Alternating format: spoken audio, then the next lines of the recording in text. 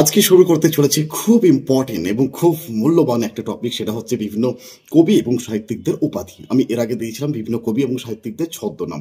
ছদ্মনাম যতটা ইম্পর্টেন্ট, উপাধিটাও ততটা ইম্পর্টেন্ট। তোমাকে দেখতে হবে আপকামিং যে প্রাইমারি শিক্ষক নিয়োগের ইন্টারভিউ হতে চলেছে, এছাড়া পশ্চিমবঙ্গের বুকে যত রকম রিটেন এক্সাম আছে, লাইক ওয়েস্ট বেঙ্গল পুলিশের এসআই কনস্টেবল, কলকাতা পুলিশের এসআই কনস্টেবল, সার্জেন্ট, এর যত রকম লিখিত এক্সাম আছে, তারপর হতে পারে যে group C, group D, ICDS, এই সমস্ত ওয়েস্ট বেঙ্গলের বুকে তুমি যদি বাসিন্দা হও এবং তুমি কম্পিটিটিভ এক্সামের জন্য যদি প্রিপারেশন নাও, তাহলে তোমার লিখিত পরীক্ষা এবং তোমার ফাইভা অর্থাৎ ইন্টারভিউর জন্য একটা মূল্যবান একটা টপিক হচ্ছে বিভিন্ন কবি এবং সাহিত্যিকদের উপাধি।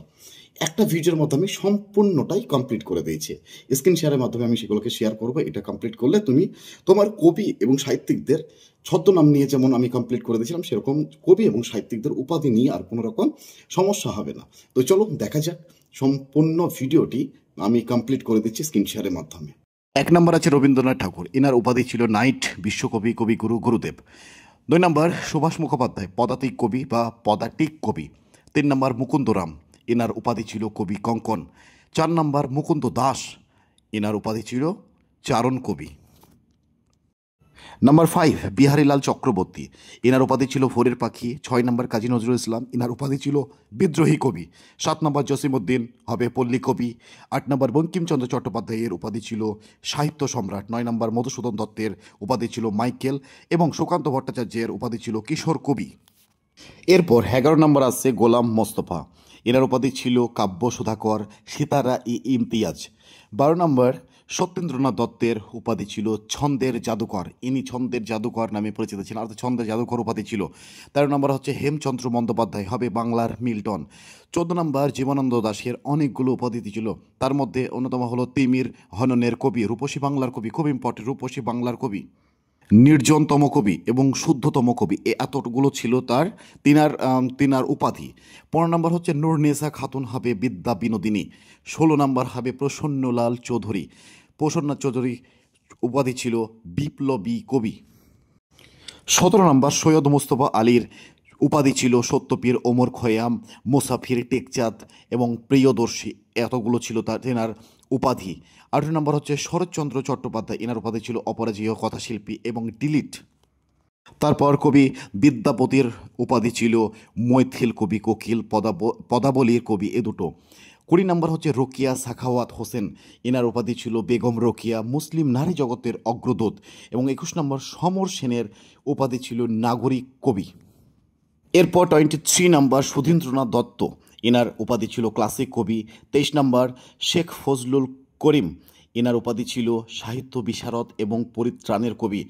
24 নম্বর 24 নম্বর হচ্ছে কবি আলাউল, এনার উপাধি ছিল মহাকবি।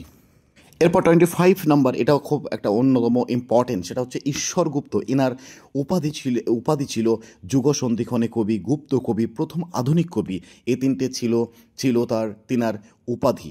26 নম্বর ঈশ্বরচন্দ্র, এনার উপাধি ছিল বিদ্যাসাগর। 27 বিষ্ণুদে, উত্তর হবে মার্ক্সবাদী কবি, এটি ছিল তিনার উপাধি। 28 নম্বর রামনারায়ণ, এনার উপাধি ছিল তর্ক রত্ন। 29 গোবিন্দ দাস, উত্তর হবে কবিরাজ এবং স্বভাব কবি। 30 নম্বর ভারতচন্দ্র, উত্তর হবে ভারতচন্দ্রের উপাধি ছিল রায় গুণাকার, প্রথম নাগরিক কবি, এ দুটো।